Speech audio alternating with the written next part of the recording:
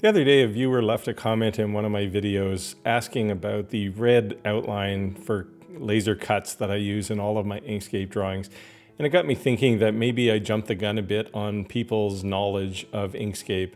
So what I thought I'd do is answer this specific question with a quick Inkscape tutorial. So if you're using your laser and in conjunction with Inkscape, you'll be able to handle just any cut line that you could possibly create, from a standard square, rectangle, to something really strange. So if that's what you want to find out, then stick around. How's it going, everybody? I'm Steve and I make everything, and welcome back to the channel, where together we focus on making your world using modern workshop technologies. And with that, let's get right into it. And we'll start with a quick Inkscape drawing that I created, and I'll show you how to create an outline for it. All right, and here we go. I created just a simple star. I just used the quick drawing tool in Inkscape. And you can see it's kind of a strange shape, so it's, but it's not particularly difficult. So if you just want to create an outline of this thing, the easiest by far is you can create a linked offset, which you do absolutely nothing except click that and expand this little dot up, and then give this thing a fill of nothing and an outline that's red. And there you go. That's about as easy as you can possibly make it. Okay, but there's another way we can do this. If you don't want the rounded points on the star, you can do another thing, which is we can clone this thing just by saying duplicate. And now I'll give it a no fill and a red outline. And then all we'll do is we'll lock the aspect ratio here, and we'll just scale this thing up a bit, and we'll say maybe it's 84. And then what we can do is just select both of these things, and we're saying align it to the biggest object, which is the outer rectangle. And so it's probably a little small, but what I can do is I can select just the outline again and maybe go to 88, and again select the alignment and just align it in both directions. And there you go. Now we have a nice pointed outline. So that's another way you can do it. The trick, you can always grab a shape and duplicate it, and if you take away the fill, it'll just become an outline, and then you can make the outline red or any color you want to represent your cuts. So, that's a star. That's what you're going to do for most shapes. Now, what I'll show you next is if you have a shape that's, kind of complex, a little more complex than this one, and let's jump into that right now. Okay, so the next thing we're going to look at is a shape that's kind of unusual. It's not anything like a square or a circle or even a predictable polygon. It's just three shapes, three parts kind of stacked on top of each other.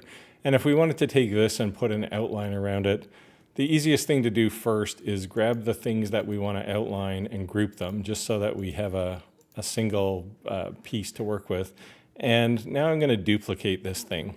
And by duplicating it, I now have a copy of it. And what I'll do is I'll take that and I'll get rid of the fill, and I'll make the outline red just so that we're prepared for it. And now we still have these three shapes. So the way to fix that is we'll select the node, the path selection tool, and we'll select all three of these, and we'll go up to the path menu option, and we'll say union. And what that'll do is create a single outline for all of these, and you can see it there. It's now exactly the same shape as the original, so I could literally drag it over there and drop it on top, and I'd have a red cut line. But let's say we want to make it just a bit bigger than the actual shape, so that we have a bit of border around it. So the way to do that is to, again, select the path tool and say dynamic offset.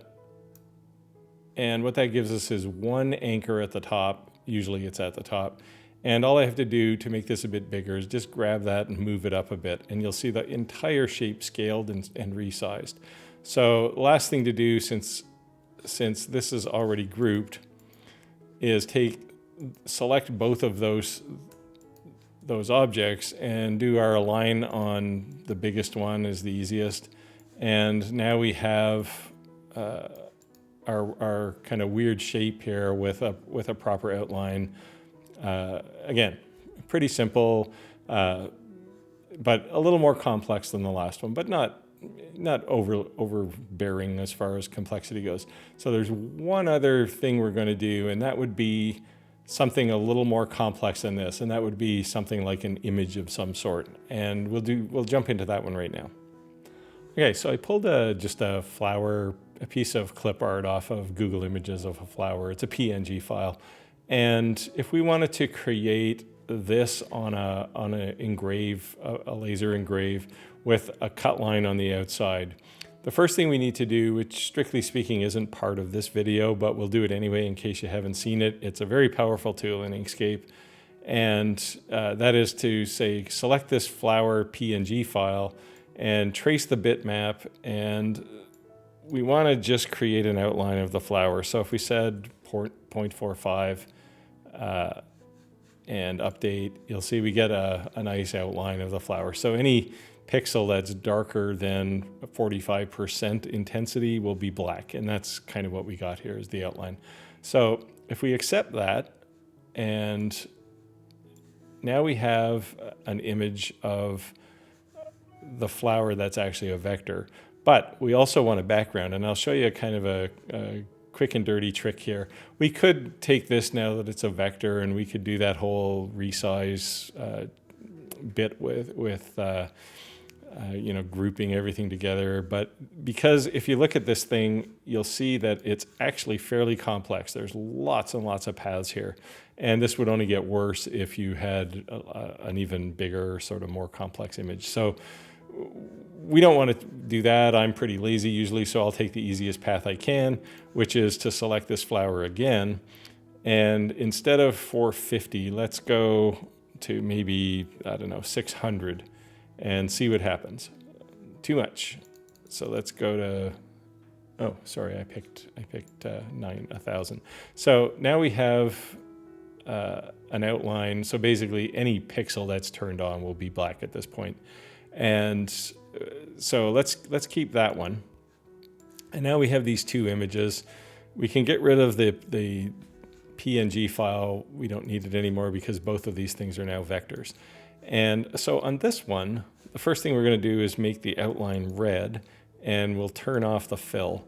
And you can see it's pretty good except for these little empty ticks in the center. So what we're going to do is we'll pick the path tool and select the object, and then we'll just select all of those pieces on the inside and delete them. Now we have what is a really nice outline of the flower, and you can see if I grab this and lay it on top, it's a perfect match. But that isn't what we want to do. We want to make this a little bigger so there's a bit of a border. So now we're back into familiar territory where we can take this and just do a dynamic offset and just make it a little bit bigger, and then select both items and line them up. And now we have a flower on top of a single piece, and that's it. It's, it looks intimidating with all these paths and vector points in here, but it's actually pretty simple. If you take sometimes you can take shortcuts, and in this case there was a really nice shortcut to convert the image to basically make it a black shape, and then you get an outline here, and that's it. So that's pretty much all of the combinations of things you'll run into as far as using Inkscape to draw a cut line around whatever you're trying to engrave.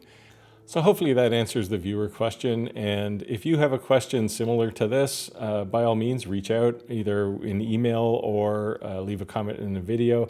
In this video, we walk through 3 different techniques for creating a cut line around really any part that you could ever try and engrave. But I did a 4th procedure as well. I created an inlay video a while back, and there's a slightly different procedure there. It's not radically different, but it's different because inlay parts have to fit very tightly together. So, if you're interested in that and that's what you're trying to do, go watch that video. I'll leave a link up above here. And as always, like and subscribe if you're finding this channel helpful. We're trying to build a community here, so the more the merrier. And with that, we'll call it a video. And as always, go make your world, and I'll see you next time.